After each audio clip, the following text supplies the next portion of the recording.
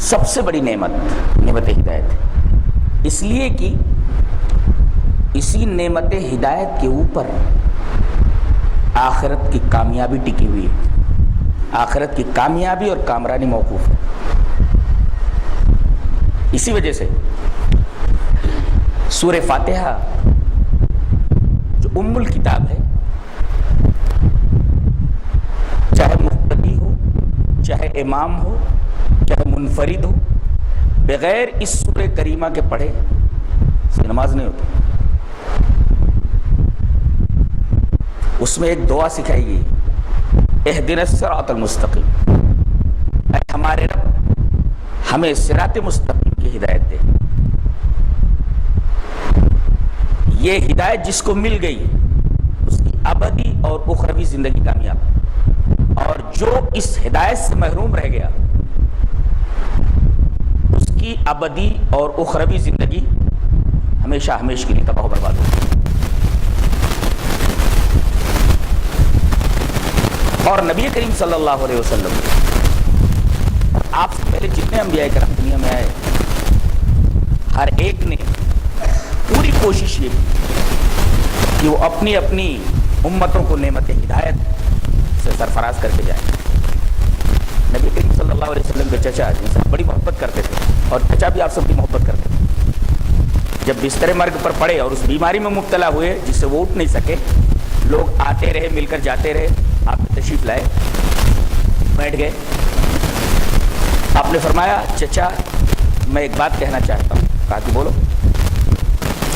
پہلے وہ حدیث دیکھیں، حدیث کے ساتھ وعن ابی ہریرہ رضی اللہ تعالی عنہ قال قال رسول اللہ صلی اللہ علیہ وسلم لعمہ قل لا الہ الا اللہ اشہد لک بها یوم القیامہ قال لولا ان تعیرنی قریش یقولون انما حمله على ذلك الجزاء لعقرت عینک فانزل اللہ تعالی انک لا تہدی من احببت ولکن اللہ یہدی من یشاء۔ رواہ مسلم فی کتاب الایمان۔ حضرت امام مسلم اس حدیث پاک کو اسے کتاب الایمان میں لائے۔ حضرت ابو ہریرہ فرماتے ہیں کہ نبی کریم صلی اللہ علیہ وسلم اپنے چچا سے کہہ رہے ہیں کہ آپ میرے کان میں لا الہ الا اللہ کہہ دیجئے، میں قیامت کے دن اس لا الہ الا اللہ کہنے کی وجہ سے گواہی دوں گا۔ کہا کہ میرے بچے مجھے نار پسند مگر آر پسند نہیں، اور وہ اپنے باپ دادا کے دین پر مر گئے۔ آپ نے یہ دیکھا کہ میرا چچا جس سے میں بڑی محبت کرتا تھا اور وہ چچا مجھ سے بڑی محبت کرتا تھا اپنے باپ دادا کے دین پر مر گیا، ہدایت نہیں ملی، تو آپ کو بڑا افسوس ہوا، بڑے دلگیر ہوئے۔ آپ کی تسلی کے لیے آیت کریمہ نازل ہوئی جو سورہ قصص میں ہے۔ اللہ نے فرمایا انک لا تہدی من احببت ولکن اللہ یہدی من یشاء۔ آپ جس سے محبت کریں، جس کو پسند کریں، آپ اس کو ہدایت نہیں دے سکتے۔ دیکھ رہے ہیں آپ، ہدایت ایک ایسی چیز ہے کہ نبی بھی اپنے چچا کو نہیں دے سکے۔ یہ خاص اللہ کی توفیق ہوتی ہے جس کو یہ نعمت مل جائے، اور نعمت مل جانے کے بعد اللہ کا یہ بہت بڑا احسان کہ اسے زندگی بھر نعمت ہدایت پر قائم رکھے۔ لوگ یہ تو سوال کرتے ہیں کہ مسلمان ہر نماز میں اہدنا الصراط المستقیم اہدنا الصراط المستقیم، کیا انہیں ابھی صراط مستقیم کی ہدایت نہیں ملی؟ ملی۔ یہ بار بار کیوں پڑھوایا جا رہا ہے؟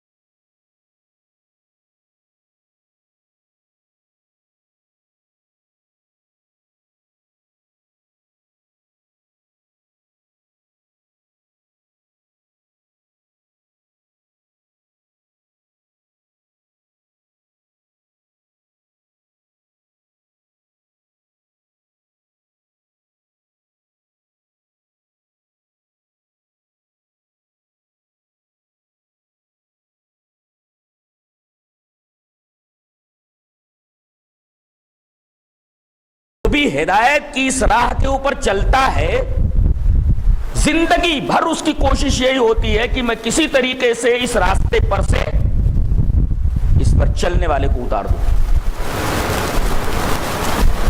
اللہ کے سامنے اس نے یہی دعویٰ کیا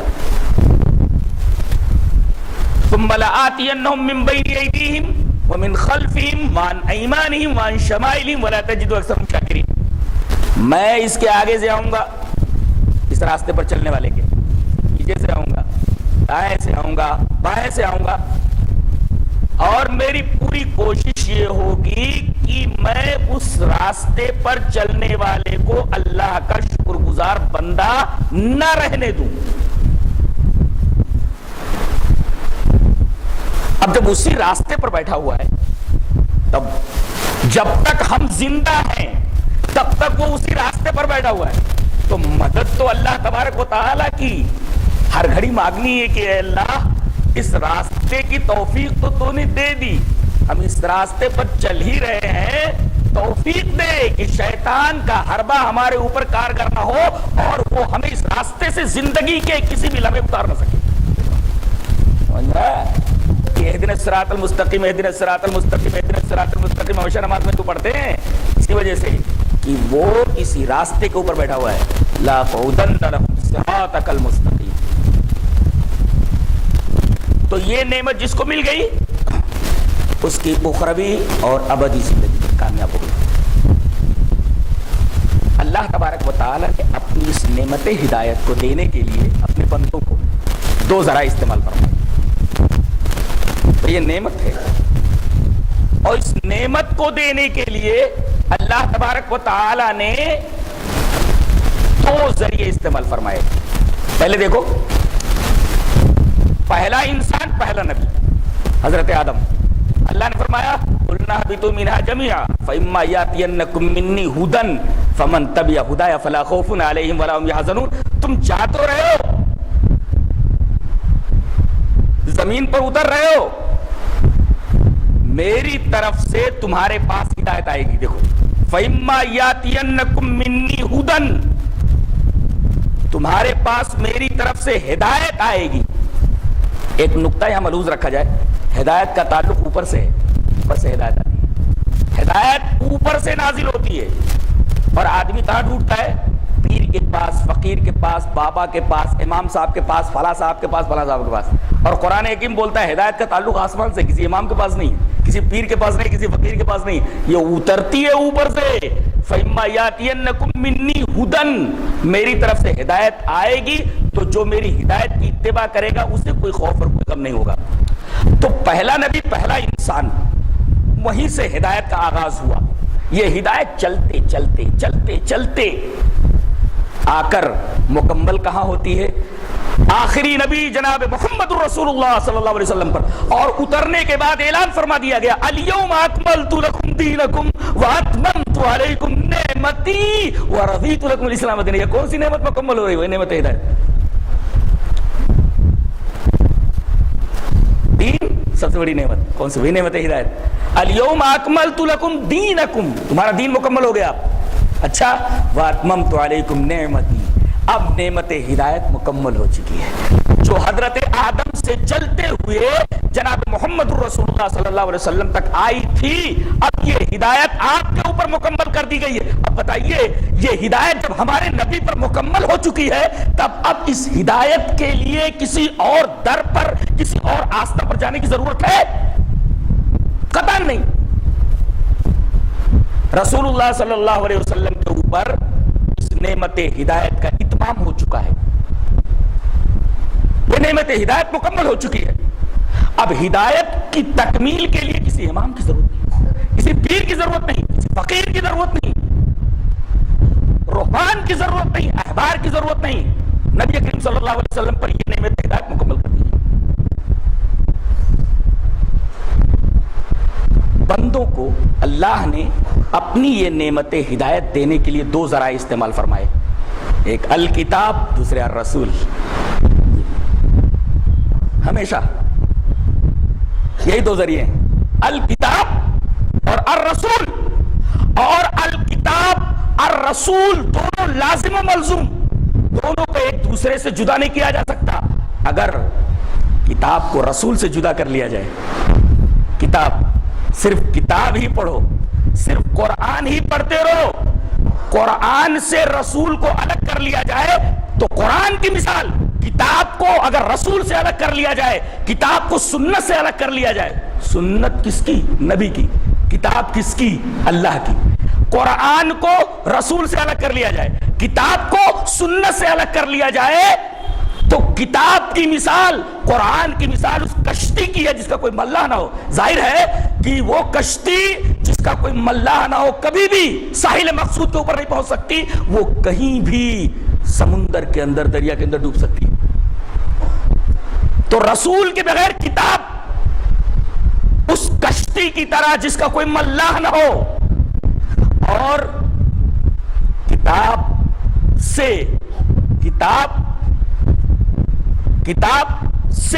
رسول کو الگ کر لیا جائے, رسول کو کتاب سے الگ کر لیا جائے, کتاب نہ رہے صرف رسول رہے,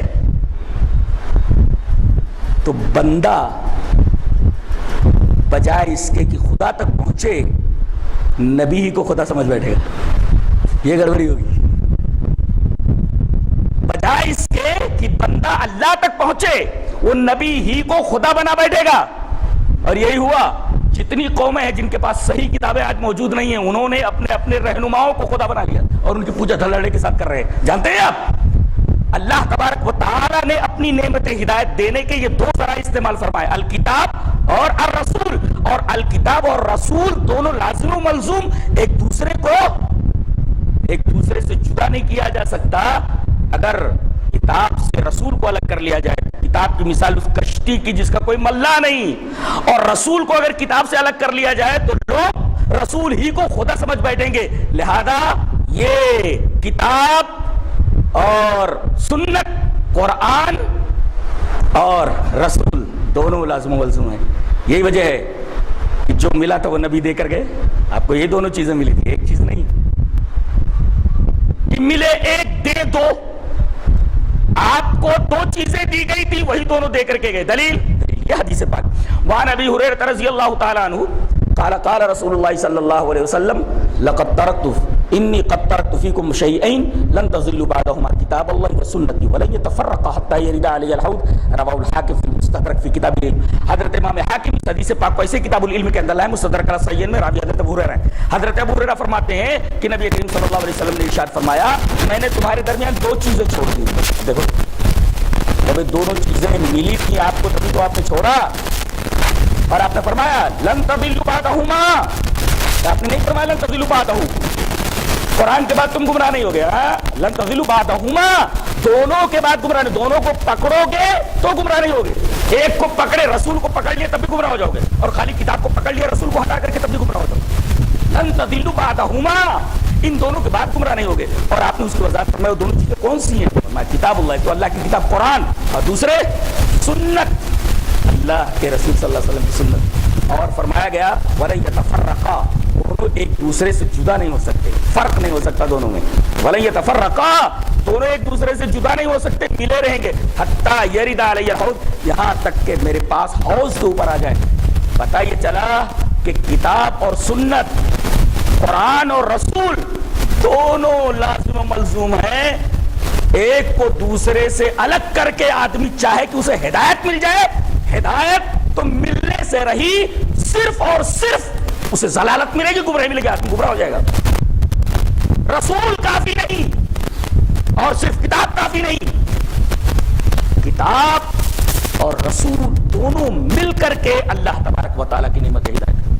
اور اللہ نے اپنی یہ نعمت ہدایت دینے کے لیے یہی دو ذریعے استعمال فرمایا, الکتاب اور رسول, آخر میں قرآن اور جناب محمد رسول اللہ صلی اللہ علیہ وسلم. دلیل میں ایک آیت کریمہ اور دیکھ لیں.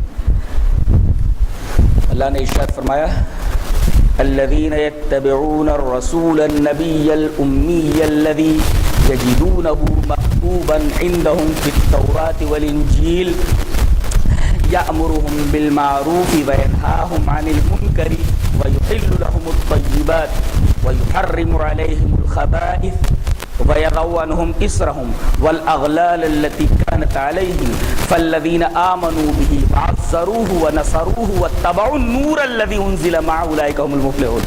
پوری آیت ہے. تم دیکھیے, جو لوگ رسول کی اتباع کرتے ہیں, الذين يتبعون الرسول, جو لوگ رسول کی اتباع کرتے ہیں. اور رسول کیسا؟ الامی، اس نے کہیں پڑھا نہیں. دیکھو جاہل میں اور امی میں فرق ہوتا ہے. جاہل کا مطلب امی نہیں ہوتا. ہاں کہنا بھی نہیں ایسا، ہمارے نبی امی، جاہل نہیں. یہ لفظ بولا ہی نہیں جا سکتا نبی کے اوپر. جاہل کہتے حق کو حق سمجھتے ہوئے حق کو نہ مانے تو اس کو کہتے جاہل. چاند کے 2 ٹکڑے ہو گئے، ابو جہل نہیں مانا، نام ہو گیا ابو جہل، لقب مل گیا ابو جہل. جہالت کا باپ ہے یہ. حق کو حق جانتے ہوئے حق کو قبول نہ کرنے والا جاہل ہوتا ہے.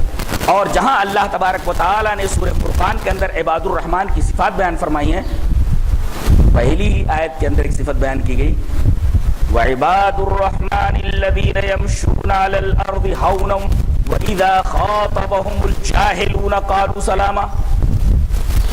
جب ان سے جاہل مخاطب ہوں تو ان سے سلام کر کے آگے بڑھ جاؤ. اس لیے کہ حق کو حق سمجھتے ہوئے اگر آدمی حق کو نہ مانے اس کو جاہل کہا گیا. امی کہتے ہیں الذی لا یقرأ ولا یکتب، جو نہ پڑھ سکے نہ لکھ سکے تھے، جس کو امی، اس کو امی کہتے ہیں. الذی لا یقرأ ولا یکتب، جو نہ پڑھ سکے نہ لکھ سکے. اور عجیب بات تو یہ ہے کہ کسی کا لکھا پڑھا نہ ہونا عیب مانا جاتا ہے، لیکن نبی کریم صلی اللہ علیہ وسلم میں یہی عیب کمال ہے. یہ عیب نہیں، آپ کے لیے کمال. تو اس لیے کہ آپ کے امی ہونے کو، آپ کی امیت کو قرآن حکیم کے منزل من اللہ ہونے پر دلیل بنایا گیا. اللہ نے فرمایا وَمَا كُنْتَ تَتْلُو مِنْ قَبْلِهِ مِنْ كِتَابٍ وَلَا تَخُطُّهُ بِيَمِينِكَ إِذًا لَارْتَابَ الْمُبْطِلُونَ. اے ہمارے حبیب آپ تو پڑھ نہیں سکتے کوئی کتاب. وَمَا كُنْتَ تَتْلُو مِنْ قَبْلِهِ مِنْ کِتَاب، آپ اسے پہلے بھی پڑھنا نہیں جانتے، اب بھی پڑھنا نہیں جانتے. وَلَا تَخُطُّهُ بِيَمِينِكَ، اور آپ اپنے دائیں ہاتھ سے لکھ بھی نہیں سکتے، آپ کو لکھنا بھی نہیں آتا، آپ کو پڑھنا بھی نہیں آتا. اِذًا لَارْتَابَ الْمُبْطِلُونَ، اگر ایسا ہوتا تب باطل پرستوں کو شبہ ہوتا کہ یہ تو پڑھا لکھا ہے، خود بنا لیا اس نے. گویا آپ کا امی ہونا، آپ کا ان پڑھ ہونا، پڑھا لکھا نہ ہونا قرآن کے منزل من اللہ ہونے کی دلیل ہے. اللہ نے فرمایا الذین یتبعون الرسول النبی الامی، امی فرمایا گیا. یہ اللہ تبارک و تعالیٰ کے کلام کی ایک کھلی ہوئی دلیل کی ایک امی اتنی بڑی بڑی باتیں کیسے کر سکتا ہے جو پڑھا لکھا نہیں ہے. الذی یجدونہ مکتوبا عندہم فی التوراۃ والانجیل، ان کا تذکرہ انجیل میں بھی اور تورات میں بھی ہے. ان کا کام کیا ہے؟ یامرہم بالمعروف وینہاہم عن المنکر، بھلائی کا حکم دیتے برائی سے روکتے ہیں. ویحل لہم الطیبات، پاک چیزوں کو حلال کرتے ہیں. ویحرم علیہم الخبائث، اور خبیث چیزوں کو حرام کرتے ہیں. اس کا مطلب اللہ تبارک و تعالی جس طرح حرام کرتا ہے، اللہ جس طرح حلال کرتا ہے، اللہ کے حکم سے نبی بھی حلال اور حرام کرتے ہیں. تبھی تو کہا گیا وَيُحِلُّ لَهُمُ الطَّيِّبَاتِ وَيُحَرِّمُ عَلَيْهِمُ الْخَبَائِثَ. نہیں تو اللہ یہ کہتا کہ حلال میں ہی کرتا ہوں اور حرام میں ہی کرتا ہوں. یہاں کہا گیا کہ اللہ کے حکم سے نبی بھی حلال کرتے ہیں اور نبی بھی حرام کرتے ہیں. وَيُحِلُّ لَهُمُ الطَّيِّبَاتُ وَيُحَرِّمُ عَلَيْهِمُ الْخَبَائِثَ. دیکھ رہے ہیں آپ؟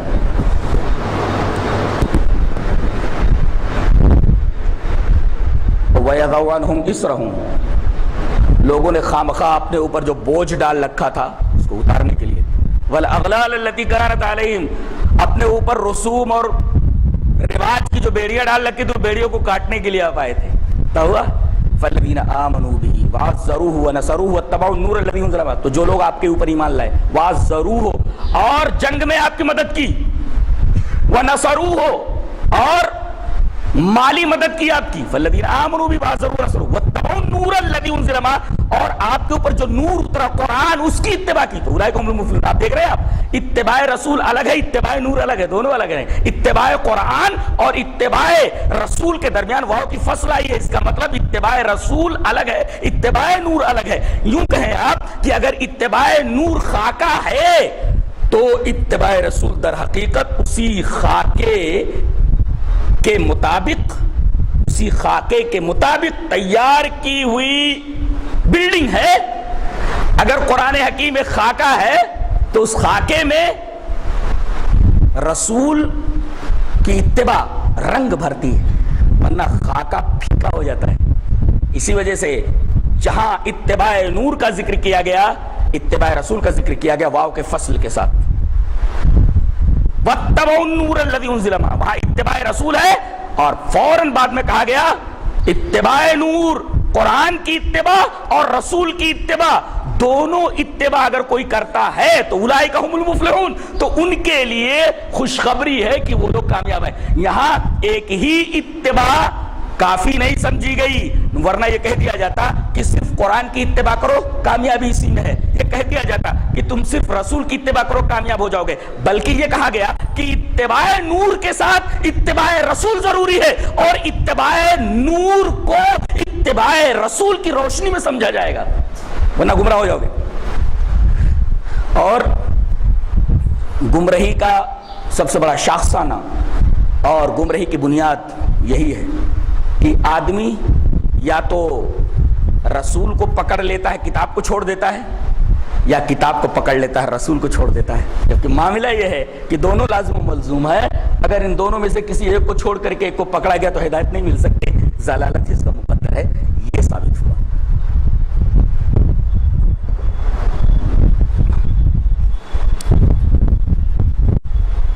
بعض لوگ یہ کہتے ہیں کہ ہمارے لیے قرآن کافی ہے،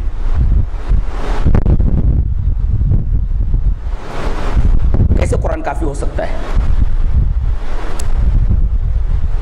در حقیقت اللہ تبارک و تعالی نے اپنے رسول کو کتاب دے کر کے بھیجا، جتنے بھی رسول آئے آپ دیکھیے کتاب ان کے ساتھ جڑی ہوئی ہے۔ حضرت داؤد ہیں، وَلَقَدْ آتَيْنَا دَاؤُودَ زَبُورًا، زبور دینا ہوا تو حضرت داؤد کو دیا گیا، انجیل دینی ہوئی تو حضرت عیسیٰ علیہ السلام کو دیا گیا، صحیفہ دینا ہوا تو حضرت ابراہیم علیہ السلام کو دیا گیا، تورات دینی ہوئی تو حضرت موسیٰ علیہ السلام، قرآن دینا ہوا تو آخری نبی جناب محمد رسول اللہ صلی اللہ علیہ وسلم کا انتخاب کیا گیا۔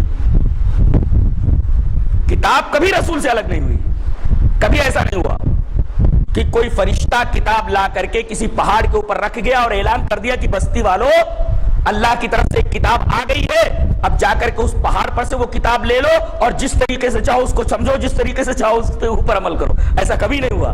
ہر کتاب کے ساتھ رسول کا بھیجا جانا اس بات کی کھلی ہوئی دلیل ہے کہ اگر کتاب متن ہے تو رسول اس کی تفسیر ہے، کتاب اگر ٹیکسٹ ہے تو رسول اس کی وضاحت ہے،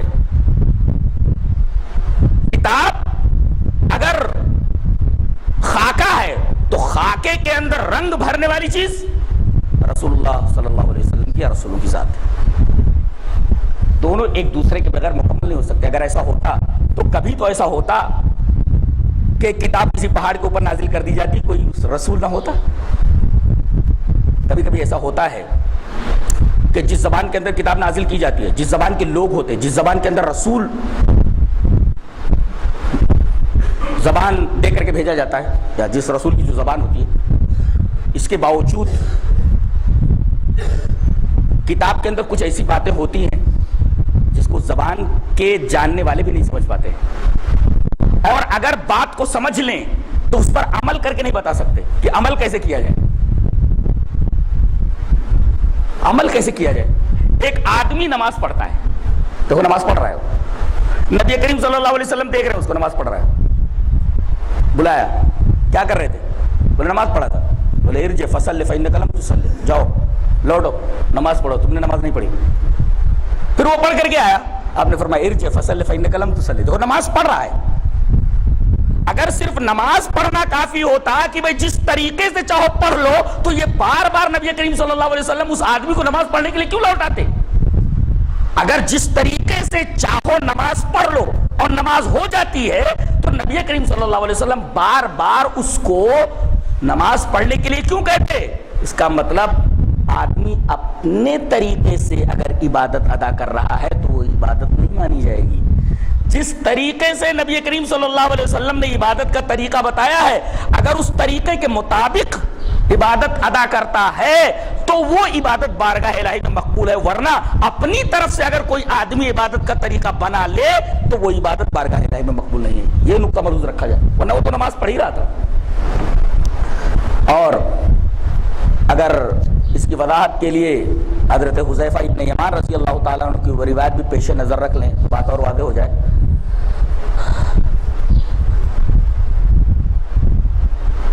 کہ حضرت حذیفہ رضی اللہ تعالیٰ عنہ نے ایک آدمی کو دیکھا کہ وہ نماز پڑھ رہا ہے لیکن لا یتم رکوعہ ولا سجودہ، گڑبڑی صرف یہ تھی کہ وہ رکوع اور سجدے برابر نہیں کر رہا تھا۔ لا یتم رکوعہ ولا سجودہ، رکوع اور سجدے برابر نہیں کر رہا تھا۔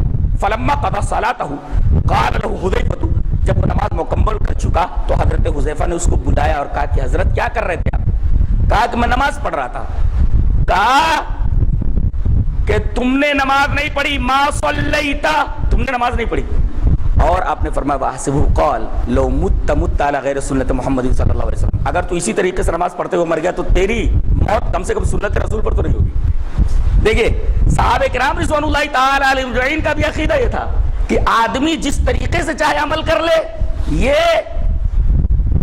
اللہ کے دربار میں قبول ہونے کی دلیل نہیں، بلکہ عمل جس طریقے سے نبی کریم صلی اللہ علیہ وسلم کر کے بتائیں اسی طریقے پر کیا گیا عمل اللہ تبارک و تعالیٰ کو مقبول ہے۔ کچھ لوگ کہتے ہیں کہ بھئی ہم کتاب دیکھ کر کے، کتاب پڑھ کر کے جس طریقے سے چاہے عمل کر لیں۔ ارے وہ عمل کرنے کے لیے اگر کہہ رہا ہے تو تمہارے اوپر کیوں چھوڑے گا کہ جس طریقے سے چاہو عمل کرو؟ وہ ایک عمل بتا رہا ہے تو اس کو جس انداز سے عمل پسند ہوگا وہ انداز بھی بتائے گا، وہ ایسے نہیں چھوڑ دے گا حکم دے کر کے کہ جس طریقے سے چاہو اس کی عبادت کے ساتھ کرو، بلکہ حکم دینے کے بعد وہ بتائے گا کہ اس طریقے سے یہ عبادت کرو تو ہم قبول کریں گے ورنہ نہیں۔ اسی وجہ سے اگر تھیری ہے کتاب تو رسول اس کی پریکٹس ہے، پریکٹس تھیری سے اور تھیری پریکٹس سے الگ نہیں ہوتی۔ کوئی لڑکا MBBS مکمل فائنل کر لے اور پریکٹس اسے نہ کرائی جائے، صرف کتابیں ہی پڑھا دی جائیں، بتائیے اس کو اگر آپریشن کرنے کے لیے آپریشن تھیٹر میں کھڑا کر دیا کہ مریض کی جان لے لے گا، مار ڈالے گا، مار ڈالے گا۔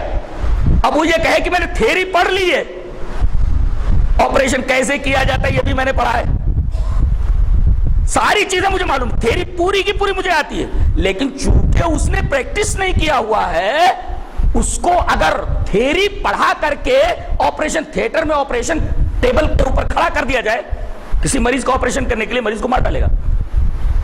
اور ہر آدمی یہ جانتا ہے کہ تھیری کافی نہیں ہے جب تک کہ پریکٹس نہ ہو۔ تو اگر قرآن تھیری پیش کرتا ہے تو نبی کریم صلی اللہ علیہ وسلم اس کی پریکٹس پیش کرتے ہیں کہ کلام الہی کا یہ مطلب ہے، اس آیت کریمہ کا یہ مفہوم ہے، اس آیت کریمہ کا یہ مفہوم ہو، عمل کر کے آپ بتاتے ہیں۔ اسی وجہ سے سعد بن ہشام جو ایک تابعی ہیں وہ کہتے ہیں کہ میں حضرت عائشہ رضی اللہ تعالیٰ عنہ کی خدمت میں آیا اور میں نے پوچھا ام المومنین ایک سوال کرنا ہے، کہا کہ پوچھو۔ کہا کہ نبی کریم صلی اللہ علیہ وسلم کے اخلاق کیسے تھے؟ نبی کریم صلی اللہ علیہ وسلم کے اخلاق کیسے تھے وہ پوچھ رہے ہیں، تو وہ پوچھ رہی ہیں اما قرأت القرآن، کیا تو نے قرآن نہیں پڑھا؟ کہا کہ قرآن تو پڑھا ہے۔ تو حضرت عائشہ فرمائے کان خلقہ القرآن، آپ کے اخلاق مکمل قرآن تھے۔ یہ حدیث بتا رہی ہے کہ پورے قرآن حکیم جو تھیری تھی آپ نے اس پر عمل کر کے بتا دیا تاکہ امت کو معلوم ہو جائے کہ قرآن حکیم کی اس تھیری کے اوپر عمل کیسے ہوتا ہے۔ بتائیے تھیری اپنی پریکٹس سے، پریکٹس اپنی تھیری سے الگ کیسے ہو سکتی ہے؟ اگر کوئی آدمی یہ کہے کہ میں تھیری سے سارا کام چلا لوں گا سوائے پریشان ہونے کے اور کوئی چیز اس کے حصے میں نہیں آئے گی، صرف پریشان ہوگا، صرف پریشان ہوگا اور کوئی چیز اس کے ہاتھ نہیں آئی۔ لہذا جو میں نے دعویٰ کیا تھا کہ اللہ تبارک و تعالیٰ نے اپنی سب سے بڑی نعمت ہدایت دینے کے لیے اپنے بندوں کو دو طریقے استعمال فرمائے، ایک الکتاب اور ایک الرسول، دونوں لازم و ملزوم ہیں اور دونوں کو ایک دوسرے سے الگ نہیں کیا جا سکتا۔ اچھا ایک چیز اور بھی یاد رکھیں، بعض چیزیں ہوتی ہیں عقل میں نہیں آتی، بعض لوگ یہ کہتے ہیں کہ یہ چیز ہماری عقل میں نہیں آئی،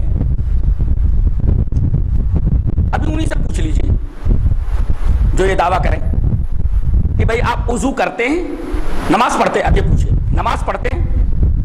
ہاں نماز پڑھتے ہیں۔ اچھا نماز سے پہلے وضو کرتے ہیں؟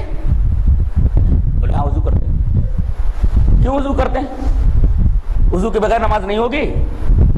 بولے نہیں وضو کے بغیر نماز نہیں ہوگی۔ تو میں یہ کہوں گا میری عقل میں نہیں آتا کہ ہوا کہاں سے خارج ہوئی ہے اور دھلایا کہاں جا رہا ہے؟ عقل میں آتی ہے بات؟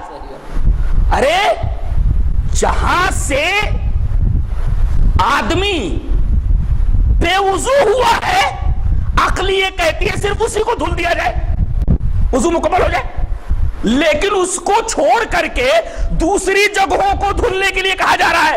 یہ عقل میں آنے والی بات ہے؟ ذرا مجھے بتائیں، عقل کا حوالہ دینے والے یہ بتائیں مجھے۔ میں یہی سوال کروں گا کہ آپ نماز پڑھتے ہیں؟ جی ہاں نماز 2 وقت کی پڑھو، چاہے 3 وقت کی پڑھو، چاہے 4 وقت کی پڑھو، چاہے 5 وقت کی پڑھو، بہت سارے اختلافات ہیں منکرین حدیث میں، بہت سارے اختلافات ہیں۔ کوئی 3 کہتا ہے، کوئی 4 پڑھتا ہے، کوئی 5 پڑھتا ہے، کوئی 6 بھی پڑھیں۔ ان سے پوچھا یہ جائے کہ آپ نماز پڑھتے ہیں؟ نماز تو پڑھنا ہے۔ اچھا اس کے لیے وضو کرنا، وضو بھی مانتے؟ تو بھائی آپ حدیثوں کو کیوں نہیں مانتے؟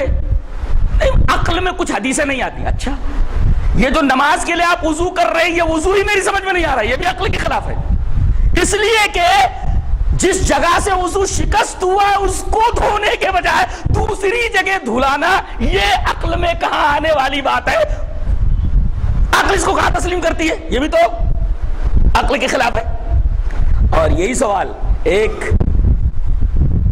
تابعیہ حضرت معاذہ، مسلم کتاب الحیض کے اندر وہ روایت موجود ہے، حضرت معاذہ آتی ہیں اور کہتی ہیں ام المومنین ایک سوال کرنا ہے۔ کہتی پوچھو، سوال کرتی ما بال الحائض تقضی الصوم ولا تقضی الصلاۃ، وجہ بتائیے ام المومنین کہ حائضہ عورت روزوں کی قضا کرے گی مگر نماز کی قضا نہیں کرے گی، کیوں؟ اس لیے کہ نماز سب سے بڑی عبادت، روزہ تو کئی نمبروں کے بعد ہے، توحید کے بعد سب سے بڑی عبادت نماز۔ عجیب بات ہے، اگر ایک عورت کو مینسیس پیریڈ آتا ہے 7 دن تو 7 دن نماز نہیں پڑھے گی۔ اب 7 × 5 = 35 وقت کی نمازیں اس کو قضا کرنی چاہیے لیکن معاف کر دی گئی، نماز نہیں قضا کرے گی۔ لیکن اگر رمضان کے مہینے میں اسے 7 دن یہ پیریڈ آیا تو 7 روزے اس کو چھوڑنے پڑیں گے، لیکن بعد رمضان ان 7 روزوں کی قضا کرنی پڑے گی۔ اب عقل یہ کہاں مانتی ہے کہ بھائی جو سب سے بڑی عبادت ہے اس کی تو قضا نہ کرائی جائے اور اس سے چھوٹی قسم کی عبادت جو سال بھر میں ایک دفعہ آتی ہے اس کی قضا کرائی جائے؟ وہی سوال کر رہی ہے حضرت معاذہ، وہ بھی صدیقہ کائنات حضرت عائشہ رضی اللہ تعالیٰ عنہ سے پوچھ رہی ہیں ما بال الحائض تقضی الصوم ولا تقضی الصلاۃ، ام المؤمنین یہ بتائیں کہ عورت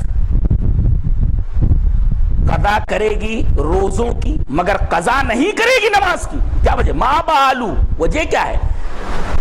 اب ایک سوال کرتی ہیں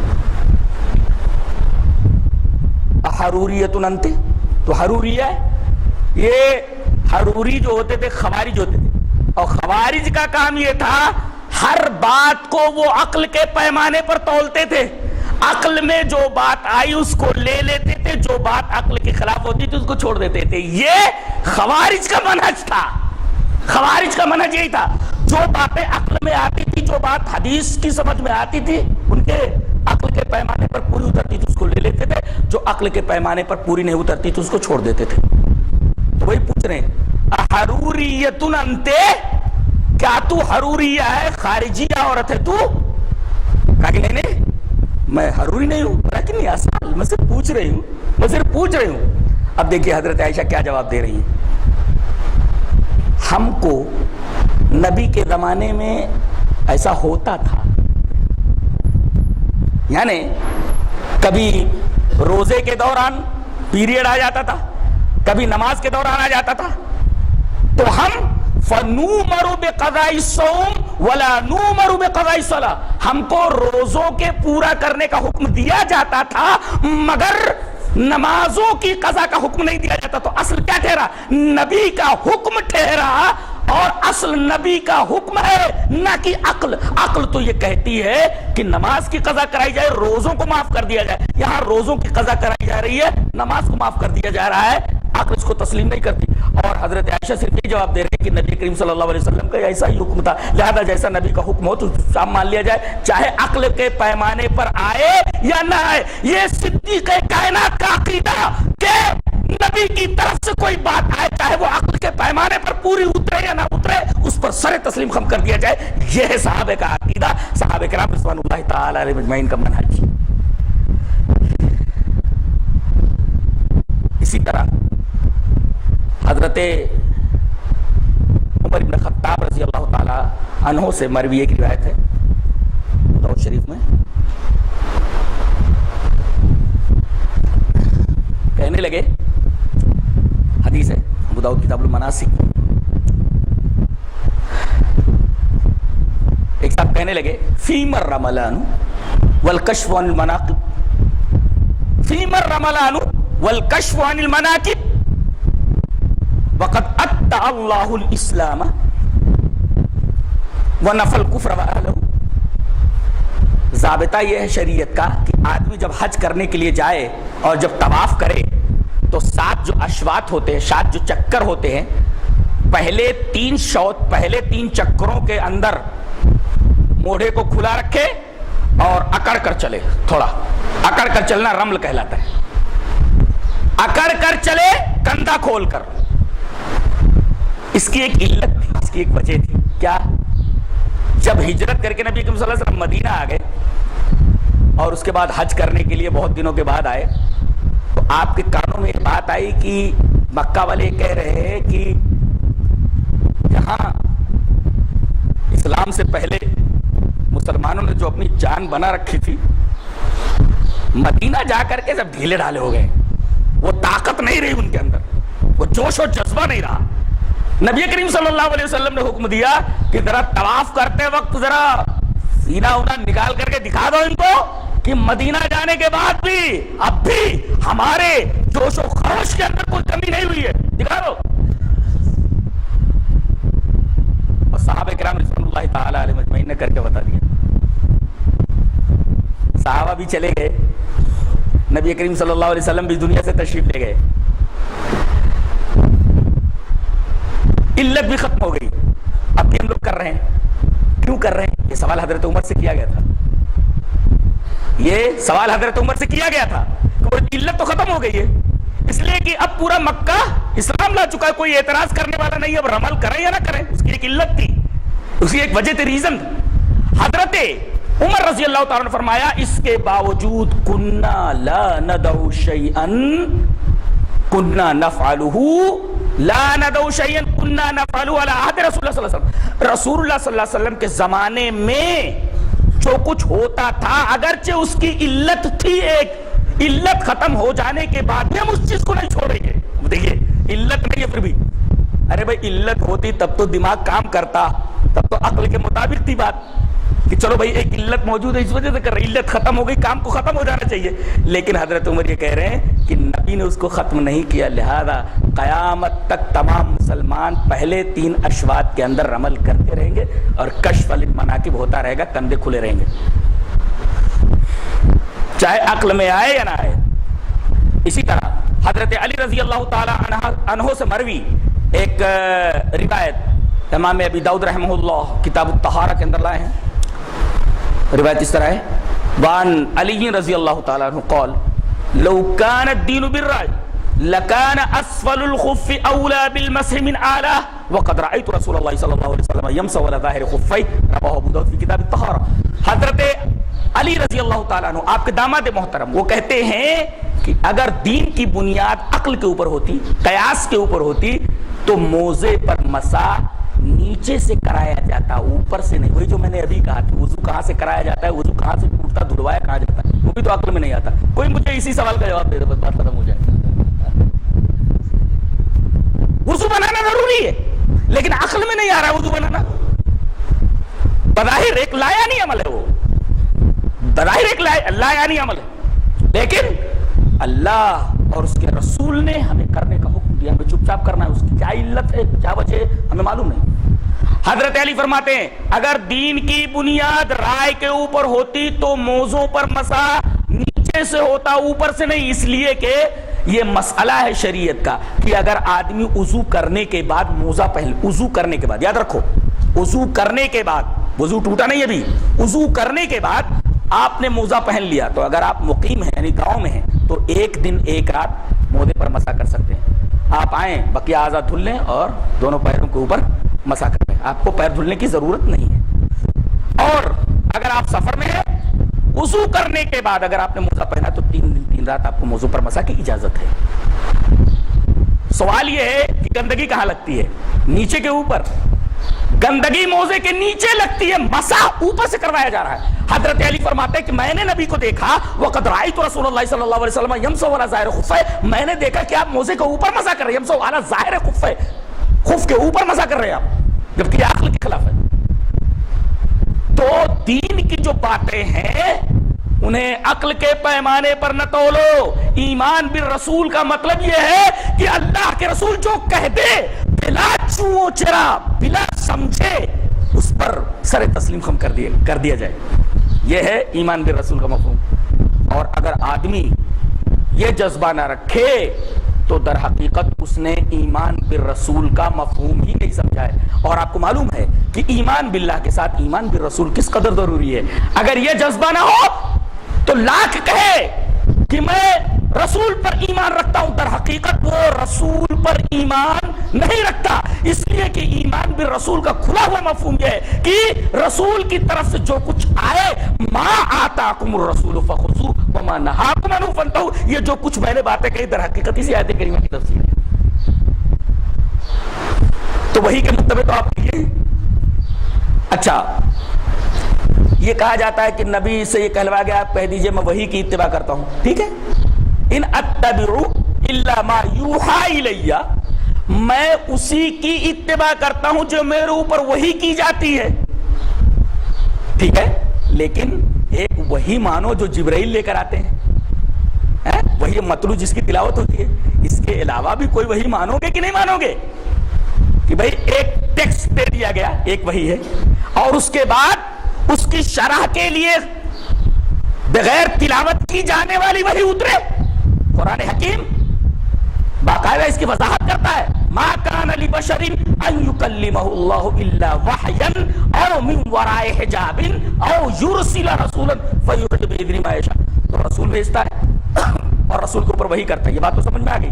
لیکن وحین کا کیا مطلب ہے؟ اب وحین کا کئی مطلب ہوتا ہے, اشارہ کر دے, دل میں ڈال دے, خواب میں بتا دے. اور یہیں پر ایک نقطہ ملا, بعض لوگ کہتے ہیں کہ قرآن لکھا جاتا تھا, لکھے جانے کی وجہ سے وہ محفوظ ہے, حدیث لکھی نہیں جاتی تھی اس وجہ سے غیر محفوظ ہے. میں یہ کہتا ہوں کہ جو چیز ملفوظ نہ ہو, جو چیز ملفوظ نہ ہو, لفظوں میں نہ لکھی گئی ہو, تو مفہوم کے اوپر عمل نہیں ہوگا. اب دیکھیں حضرت ابراہیم علیہ السلام مفہوم کے اوپر عمل کر رہے ہیں, مفہوم کے اوپر. وہ کہہ رہے ہیں, ان کو خواب میں دکھایا گیا تو وہ اپنے بیٹے کو ذبح کر رہے ہیں. دیکھیں اپنے بیٹے کو ذبح کر رہے ہیں, یہ لفظ ہے کہ عمل ہے؟ عمل ہے, لفظ نہیں ہے. عمل ہے, مفہوم ہے, ملفوظ نہیں, لفظ نہیں ہے. اور جب خواب سے بیدار ہوتے ہیں تو اپنے بیٹے سے کہتے ہیں انی اذبحک فانظر ماذا تری, انی, جی ہاں میں نے خواب میں دیکھا ہے کہ میں تجھ کو ذبح کر رہا ہوں. وہاں لفظ نہیں ہے, صرف مفہوم ہے. تو اگر مفہوم خالی ہو تو کیا اس کے اوپر عمل نہیں کیا جائے گا؟ اسی وجہ سے پتہ یہ چلا کہ روایت بالمعنی معتبر ہے, روایت بالمعنی معتبر ہے. اگر کوئی روایت کا معنی ہی بیان کر دے, لفظ نہ ہو, تب بھی چونکہ مفہوم ہے, مفہوم کے اوپر عمل ہوتا ہے. یہ قرآن حکیم سے ثابت ہے.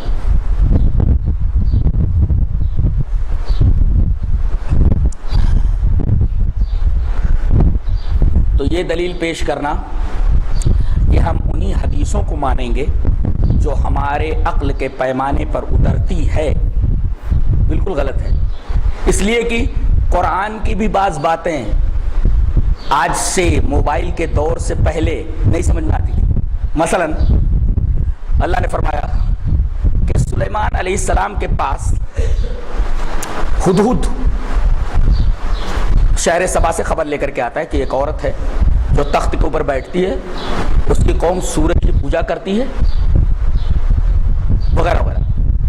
حضرت سلیمان علیہ السلام خبر بھیجتے ہیں کہ تم لوگ واتونی مسلمین سرنڈر ہو کر کے آ جاؤ. بات چل رہی ہے اچانک حضرت سلیمان علیہ السلام یہ کہتے ہیں کہ کون ہے جو ملکہ بلقیس کے تخت کو شہر سبا سے جلد لے کر کے آ جائے. 1500 کلومیٹر کا فاصلہ ہے، 1500 کلومیٹر فلسطین سے شہر سبا. آپ دیکھو، قال عفریت من الجن انا آتیک به قبل ان تقوم من مقامک وانی علیہ لقوی امین. ایک عفریت کھڑا ہوا. جنوں میں جو عفریت ہوتے ہیں، عفریت من الجن، جنوں میں جو بہت طاقتور ہوتے ہیں، بہت اسٹرانگ ہوتے ہیں، عفریت ان کو کہا جاتا ہے. وہ کھڑا ہوا، کہا کہ میں دربار برخاست ہونے سے پہلے لے آؤں گا اور میں اس پر قادر ہوں اور امانت دار ہوں، میں گڑبڑی نہیں کروں گا، ویسے کا ویسا تخت لے آؤں گا. اچھا، حضرت سلیمان علیہ السلام خاموش ہے. اچانک ایک آدمی جس کے پاس کتاب کا علم تھا، قال الذی عنده علم من الکتاب انا آتیک به قبل ان یرتد الیک طرفک. اس سے پہلے کہ آپ کی پلک جھپکے میں 1500 کلومیٹر کے فاصلے سے وہ تخت ہی آپ کے پاس لے آؤں گا. اب دیکھا فلما رآہ مستقرا قال ھذا من فضل ربی. دیکھا کہ تخت جو ہے اتنی دیر میں پلک جھپکتے آ کر کے دربار میں کھڑا ہو گیا. ھذا من فضل ربی. ھذا من فضل ربی کہاں بولا جاتا ہے، کہاں لکھا جاتا ہے؟ اللہ کا خاص کرم ہوتا ہے. یہاں تو زندگی بھر حرام کمائی کر کے ایک بلڈنگ بناتا ہے اور اس کے اوپر لکھ دیتا ہے ھذا من فضل ربی، ایسا لکھتا ہے ھذا من فضل ربی. یہاں اللہ تبارک و تعالیٰ کا شکر ادا کرتے ہوئے پیغمبر بول رہا ہے کہ پلک جھپکتے ہوئے، پلک جھپکنے سے پہلے تخت دربار میں حاضر ہوئے. اللہ تبارک و تعالیٰ کا بڑا فضل. ھذا من فضل ربی، یہ میرے رب کا فضل ہے. بتائیے، موبائل نے آ کر کے یہ بتا دیا ہے کہ تصویر ہزاروں میل کے فاصلے سے تھوڑی دیر میں آ سکتی ہے، آوازیں ہزاروں کلومیٹر کے فاصلے سے پلک جھپکتے ہی آ جاتی ہے. لیکن آج تک کسی میٹر کو 1 کلومیٹر کیا 10 قدم بھی منتقل نہیں کیا جا سکا ہے کسی میٹر کو. کوششیں جاری ہیں کہ میٹر کو انرجی میں تبدیل کر کے ٹنل وغیرہ کے اندر کچھ ریسرچ وغیرہ ہو رہا ہے تو لیکن آج تک کامیابی نہیں ملی. یہاں پورا میٹر اٹھ کر کے آ گیا ہے. ابھی تو تصویر آ رہی ہے، آوازیں آ رہی ہے، لیکن وہی چیز اٹھ کر کے نہیں آتی ہے. آپ جس سے بات کر رہے ہیں وہ آپ کے سامنے نہیں ہوتا، صرف اس کی تصویر ہوتی ہے، اس کی آواز ہوتی ہے. لیکن معجزہ دیکھیے آپ کہ 1500 کلومیٹر کے فاصلے پلک جھپکتے ہیں. یہ بات سمجھ میں آنے والی ہے. موبائل نہ ہوتا آج تو کیا یہ بات سمجھ میں آتی؟ لیکن صحابہ کرام اس کے اوپر ایمان لائے، اگرچہ بات ان کی سمجھ میں نہیں آئی تھی. بات ان کی سمجھ میں نہیں آئی تھی کہ 1500 کلومیٹر کے فاصلے سے وہ میٹر کیسے آ گیا، لیکن وہ ایمان لائے. یہ صحابہ کرام رضوان اللہ تعالی علیہم اجمعین تھے. اسی وجہ سے بعض چیزیں ابھی منتظر ہیں اپنے وقت کی، جو سمجھ میں نہیں آ رہی ہیں قرآن کی باتیں یا حدیث کی باتیں، اس وقت کے اوپر وہ بالکل واضح ہو جائے گی. تو یہ کہنا کہ جو چیز سمجھ میں نہ آئے اس کا انکار کر دو، قرآن حکیم کے اندر بھی بہت ساری باتیں ہیں جو سمجھ میں نہیں آتی، تو کیا اس کا بھی انکار کر دیا جائے؟ تو عقل معیار نہیں ہے کسی چیز کی صداقت کو پرکھنے کے لیے، بلکہ اللہ تبارک و تعالی جب قانون بھیج رہا ہے اور قانون بتانے والے کو بھی بھیجتا ہے تو اسی کی بات مانی جائے نا جس کے اوپر قانون اتر رہا ہے. وہ زیادہ سمجھے گا کہ ہم زیادہ سمجھیں گے؟ تو سیف طریقہ کیا ہے؟ جس کے اوپر وہ کتاب اتر رہی ہے اسی کی بات مان لی جائے. سیف طریقہ یہ ہے. اور آدمی کا ایمان، عقیدہ، دماغ، تمام چیزیں اس کی اعتدال کے حد میں آ جاتی ہے، اعتدال کے دائرے میں آ جاتی ہیں اگر وہ ان باتوں کو پیش نظر رکھے۔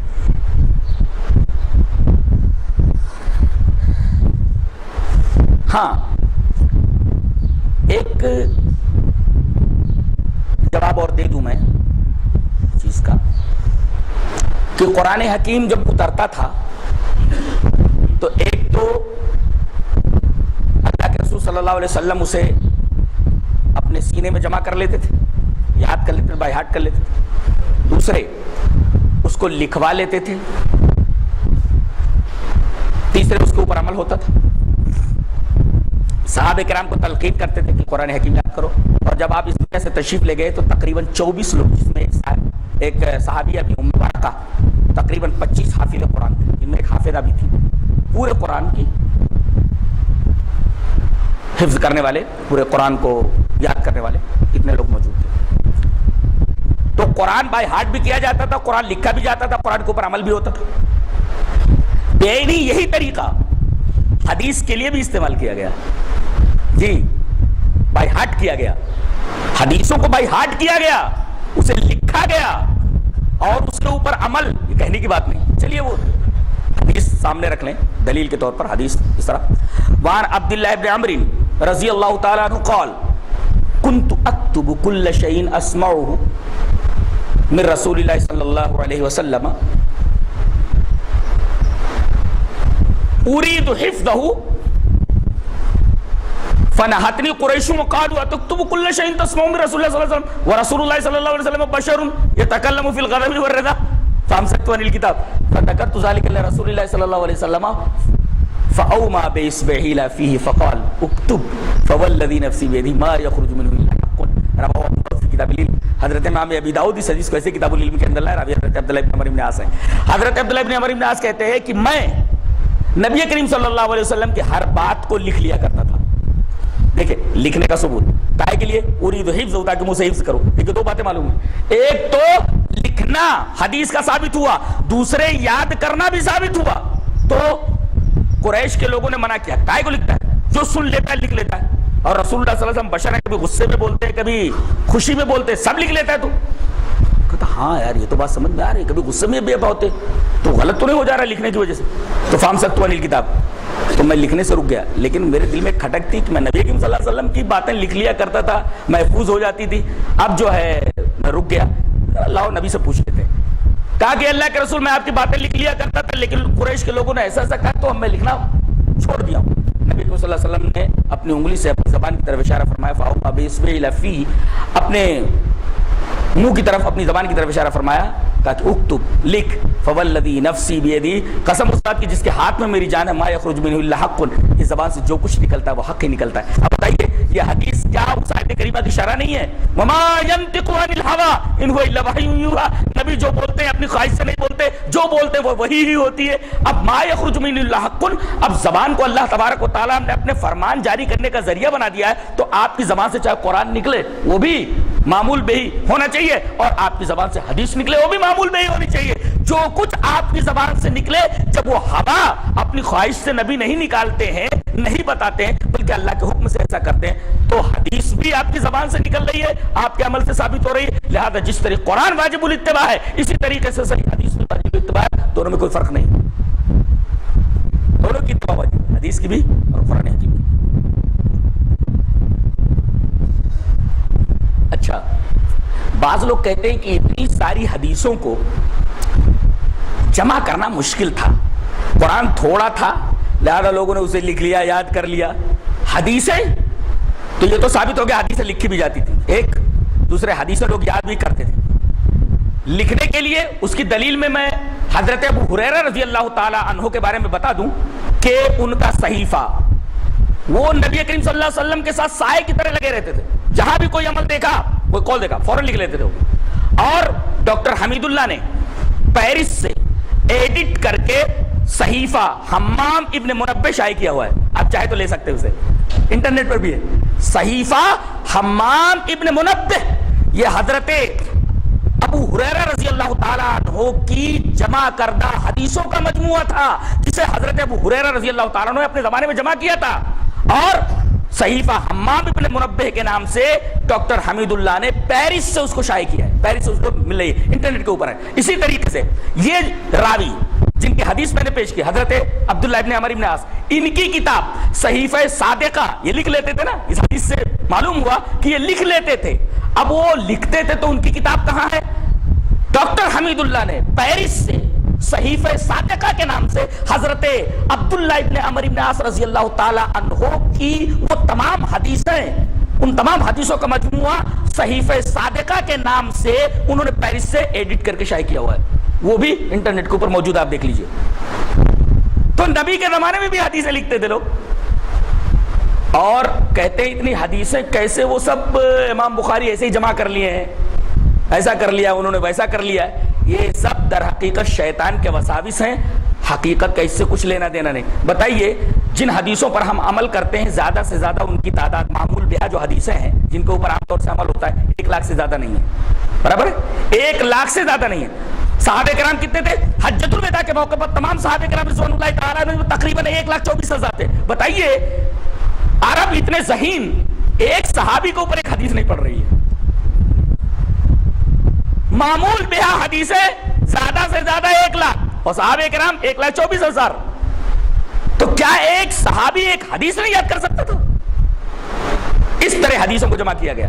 اور میرا خیال ہے کہ اس وقت جو سب سے بہترین طریقہ تھا حدیثوں کے رواج دینے کا اور آگے بڑھانے کا، اس سے بہتر طریقہ ہو ہی نہیں سکتا تھا۔ ایک طریقے کا پریس تھا، وہ کیسے؟ نبی کریم صلی اللہ علیہ وسلم سے کوئی چیز سنی انہوں نے، ارے آپ کو سن کر حیرت ہوگی، ایک حدیث ہے کہ حضرت عمر بن سلمہ رضی اللہ تعالیٰ عنہ 7 سال کے ہیں، 8 سال کے ہیں، فَحَفِظْتُ مِنْ ذَلِكَ قُرْآنًا كَثِيرًا، ان کا گھر مدینہ کے راستے پر پڑتا تھا، تو ادھر سے لوگ آتے تب بھی ان کے گھر کے پاس سے گزرتے تھے، مدینہ سے واپس ہوتے تو ان کے گھر کے پاس سے گزرتے تھے، اور وہ لوگ بولتے آج ہم نے اتنا قرآن سیکھا ہے نبی سے، اتنا قرآن سیکھا ہے، یہ بات سیکھی ہے۔ حضرت عمر بن سلمہ 7-8 سال کے تھے، کہتے ہیں کہ سن سن کر کے، اس وقت قرآن چھپا ہی نہیں تھا، سن سن کر کے میں نے تقریباً پورا قرآن یاد کر لیا تھا، فحافظت من ذلک قرآن کثیرا، اور ان کو امام بنا دیا گیا تھا۔ ایک بچہ امامت کرتا تھا، 7-8 سال کا بچہ امامت کرتا تھا۔ اب اگر کوئی یہ پوچھے کہ بھئی آپ نماز پڑھتے ہیں تو پڑھتے ہیں، اچھا جماعت کے ساتھ نماز پڑھتے ہیں، جماعت کے ساتھ نماز پڑھتے ہیں، تو امام کتنی عمر کا ہونا چاہیے؟ قرآن سے ثابت ہو سکتا ہے؟ کتنی عمر کا ہونا چاہیے؟ قرآن بتا پائے گا؟ یہ حدیث بتائے گی کہ بچہ کتنا ہی چھوٹا کیوں نہ ہو، اگر قرآن سب سے زیادہ جانتا تو امام وہی بنے گا، اس لیے کہ یؤمکم اقرؤکم، تم میں قرآن کا جو سب سے زیادہ قاری ہو وہی امامت کرے گا۔ لہذا حضرت عمر بن سلمہ رضی اللہ تعالیٰ عنہ قرآن کے سب سے قاری تھے، سب سے زیادہ قاری تھے، وہی امامت کرتے تھے۔ تو اس سوال کا جواب بھی حدیث سے ملے گا اور کہیں نہیں مل سکتا۔ یہاں رک کر کے ایک تو پریس کی بات میں کر رہا تھا، تو اب سب سے بہترین ذریعہ، سب سے بہترین پریس اس وقت یہی تھا کہ نبی سے کوئی بات سنی انہوں نے، فوراً آ کر کے راستے میں چلتے ہوئے اپنے ایک ساتھی کو بتا دیا، ارے نبی نے یہ بات، اب ایک تو بات اس تک پہنچ گئی، وہاں سے آگے بات پہنچ گئی، وہاں سے آگے بات پہنچ گئی، اس طریقے سے لوگوں تک باتیں پہنچتی گئی اور لوگ اس پر عمل کرتے گئے، تو اس طریقے سے حدیث محفوظ ہوتی گئی، حدیث محفوظ۔ اچھا بعض کام آپ اندر کرتے تھے گھر میں، تو وہاں بھی پوچھنے کے لیے لوگ پہنچ جاتے تھے، دلیل یہ حدیث پاک۔ وعن انس رضی اللہ تعالیٰ عنہ یقول جاء ثلاثة رهط الى بيوت ازواج النبي صلی اللہ علیہ وسلم يسألون عن عبادت النبي صلی اللہ علیہ وسلم فلما اخبروا كانهم تقالوها، 3 آدمی امہات المؤمنین کے پاس آئے اور پوچھنے لگے کہ یہاں رسول اللہ صلی اللہ علیہ وسلم عبادت گھر میں کیسے کرتے ہیں، کتنا کرتے ہیں؟ باہر تو ہم دیکھتے ہیں نماز جو پڑھتے ہیں، جو عبادت کرتے ہیں باہر مسجد میں ہم دیکھ لیتے ہیں، باہر جو کچھ عبادت کرتے ہیں ہم دیکھ لیتے، لیکن اندر کیا کرتے؟ دیکھو پوچھنے کے لیے آگے، فلما اخبروا، تو امہات المؤمنین نے بتایا یہ عمل کرتے۔ دیکھیے اندر کا عمل بھی معلوم ہو گیا صحابہ کرام کو، 3 آئے تھے اور انہوں نے دیکھا کم ہے، یہ تو کم ہے۔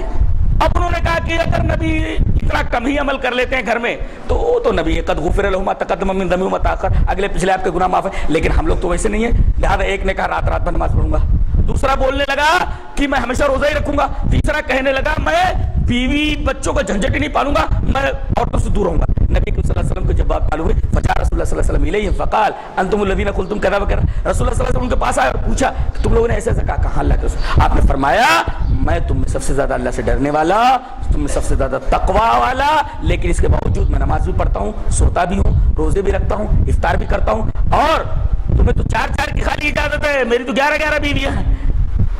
فمن رغب عن سنتی فلیس منی، میری سنت سے جو اعراض کرے وہ مجھ میں سے نہیں۔ جس کے یہ تزکیہ، اس کو کہتے ہیں تزکیہ۔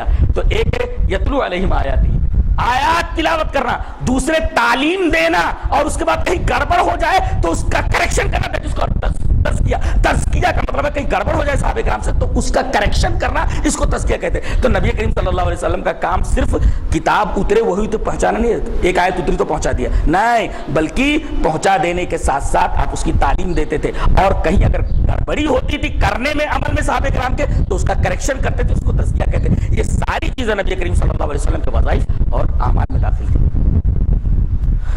تو دیکھو گھر کے احوال بھی معلوم ہو گئے، گھر کی عادت بھی معلوم ہو گئی، صحابہ کرام تک پہنچ گئی، اور جو آپ کرتے تھے تو صحابہ کرام کے سامنے تھے۔ اب گھر میں آ کر کے گھر کا سرپرست بیان کرا، بچوں کو بھی معلوم ہوگا، بیوی کو معلوم ہوگا، ان کے گھر میں جو عورتیں آ رہی ہیں ان کو بھی معلوم ہو گیا۔ اس طریقے سے یہ سلسلہ چلتا رہا۔ اب بتائیے حدیث کو محفوظ کرنے کا اس سے بہترین طریقہ اور کیا؟ ادھر صحابہ کرام لکھ بھی رہے، اب اس کے بعد محدثین نے تحقیق شروع کی، اور جہاں جہاں جن کو روایتیں ملی وہی تمام کی تمام روایتیں جمع کر لی۔ پہلے سے بہت ساری کتابیں، حضرت ابو ہریرہ کی کتاب، حضرت عبداللہ بن عمر بن عاص کی کتاب، ان سب کی کتابیں موجود ہیں سب کو۔ اب امام بخاری رحمۃ اللہ علیہ کی بخاری دیکھیے، صحیفہ حماد بن منبہ کی بہت ساری روایتیں، صحیفہ صادقہ کی بہت ساری روایتیں آپ کو بخاری میں ملیں گی۔ تو اس سے یہ یقین ہو جاتا ہے کہ یہ سب کچھ اللہ تبارک و تعالیٰ کی توفیق سے ہوا، اور اللہ تبارک و تعالیٰ نے جس طرح قرآن کی حفاظت فرمائی، حدیث کی بھی حفاظت فرمائی، اس لیے کہ متن کی حفاظت کافی نہیں ہے جب تک اس کے معنی کی حفاظت نہ کی جائے، لہذا اللہ تعالیٰ نے متن کی بھی حفاظت فرمائی اور معنی کی بھی حفاظت فرمائی۔ مطلب ہاں ایک بات اور ہے کہ کہیں کہیں ایسا ہوتا ہے کہ حدیث سمجھ میں نہیں آتی، حدیث سمجھ میں نہیں آتی، تو کہیں کہیں ایسا ہوتا ہے کہ حدیث سمجھ میں نہ آئے تو ہتھیار ڈال دینا چاہیے۔ یہ ایمان بالرسول کا تقاضا ہے، ہتھیار ڈال دینا چاہیے، ہر جگہ عقل نہیں لڑانا چاہیے، ہماری سمجھ میں نہ آیا، عقل معیار نہیں ہے۔ اچھا، اور کہیں کہیں ایسا تعارض دکھے کہ ایک حدیث دوسری حدیث سے ٹکرا رہی ہے، تو ٹکرانا اصل نہیں ہے، بلکہ یہ دیکھا جائے ٹکرانے کے بعد اس کا سالوشن ہے کہ نہیں، تطبیق ہو سکتی کہ نہیں۔ اگر تطبیق ہو جائے تو بہت، تطبیق نہ ہو سکے تو علماء سے رجوع کیا جائے، سیدھا سادہ طریقہ ہے۔ انکار کر دینا، عقل کے معیار پر پورا نہ اترنے کی وجہ سے اور صرف ٹکراؤ دیکھ کر کے اس کا انکار کر دینا، یہ ایک غلط جذبہ ہے اور ایک انتہائی غلط بات ہے۔ حضرت عائشہ رضی اللہ تعالیٰ عنہ کی ایک روایت بیان کر کے، میں عام طور پر اس حدیث کے اوپر اعتراض ہوتا ہے، میں اس بات کو کھول کر کے آپ کے سامنے بیان کر دوں۔ کہتے ہیں کہ حضرت عائشہ رضی اللہ تعالیٰ عنہ کے رضائی بھائی ابو سلمہ اور ایک صاحب اور یہ آئے اور کہا کہ نبی کریم صلی اللہ علیہ وسلم نہاتے کیسے تھے، نہاتے کیسے تھے؟ تو حضرت عائشہ رضی اللہ تعالیٰ نے ایک پردہ کھینچ دیا اور اس کے بعد پھر غسل کر کے بتا دیا۔ اب اس پر اعتراض شروع ہو گیا۔ در حقیقت حدیث ایسی ہے یہ نہیں ہے، حدیث ایسی ہے ہی نہیں کہ اس پر شور مچایا جائے۔ ہوا یہ دیکھیے، کسی لفظ کو جو غیر زبان کا ہو اپنے زبان میں اگر استعمال کریں گے تو وہاں معنی کچھ ہوتا ہے یا معنی کچھ ہوتا ہے۔ غسل کا مطلب ہوتا ہے نہانا، اور غسل کا مطلب ہوتا ہے نہانے کا پانی۔ جیسے حدیث میں اُزِئَتْ لِرَسُولِ اللَّهِ صلی اللہ علیہ وسلم غسلاً، نبی کریم صلی اللہ علیہ وسلم کے لیے رکھ دیا گیا غسل۔ غسل کا مطلب پانی۔ یہ دیکھیں نبی کریم صلی اللہ علیہ وسلم کے لیے غسل کا پانی رکھ دیا گیا۔ اُزِئَتْ لِرَسُولِ اللَّهِ صلی اللہ علیہ وسلم غسلاً، رسول اللہ صلی اللہ علیہ وسلم کے لیے غسل کا پانی رکھ دیا گیا۔ یہ ہے غسل کا مطلب، غسل کا پانی بھی ہوتا ہے، غسل نہیں ہوتا۔ اصل میں یہ دونوں آئے تو انہوں نے کہا کہ نہانے میں پانی کتنا لگتا ہے۔ امام بخاری باب باندھتے ہیں، باب الغسل بالساء ونحوہ۔ سا کتنا ہوتا ہے؟